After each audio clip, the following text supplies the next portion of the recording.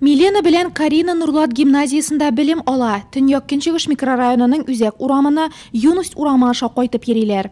Осенью, зимой, когда слякоть, ходить, конечно, тяжело, потому что обувь пачкается, тонем в грязи, конечно, это проблема. Много машин ездит, а так тут нет пешеходных переходов, только правила соблюдаем.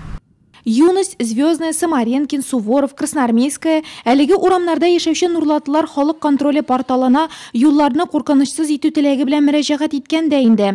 Утырыш алардан кергән заявкаларны караудан башланды. Берәүләр юл билгеләре юклыкка зарланса, икенчеләре ясалма тигезсезлек булдыруны сорый.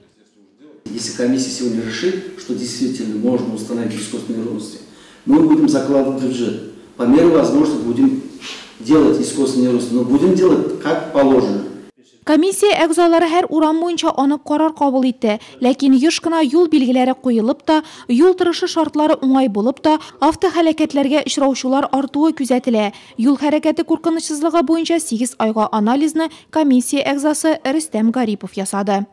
Зарегистрировано 16 дорожно-транспортных происшествий, в которых 5 человек погибли, 14 пострадали. Самое аварийное по количеству ДТП время суток с 12 до 18:00. Это было 7 ДТП, 1 погибший, 6 пострадавших. По тяжести последствий временный промежуток с 18 до часа ночи. 7 ДТП, 4 погибших, 5 пострадавших. Наиболее аварийный день недели по количеству ДТП – это воскресенье. Юлларда кешеләрнең гомерләре өзелүен, җәрәхәтләнүчеләрне булдырмауны максат итеп, ЮХИДИ бүлеге хезмәткәрләре юл оешмаларына күрсәтмәләр җибәрә. Аларның үтәлүе турында Рәфис Сафиуллин отчет тотты. По линии безопасного движения установлено 400 штук дорожных знаков, 700 штук сигнальных столбиков, нанесено 150 километров дорожной разметки, нанесено разметки пешеходный переход 44 штуки. Мы этот комплекс работ провели полностью. На сегодняшний день сейчас повторно проводим.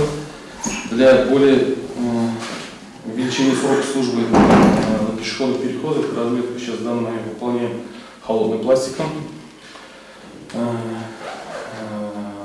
Думаю, до 15 сентября по всем направлениям по дорожной разметке, по пешеходным переходам эту работу завершим.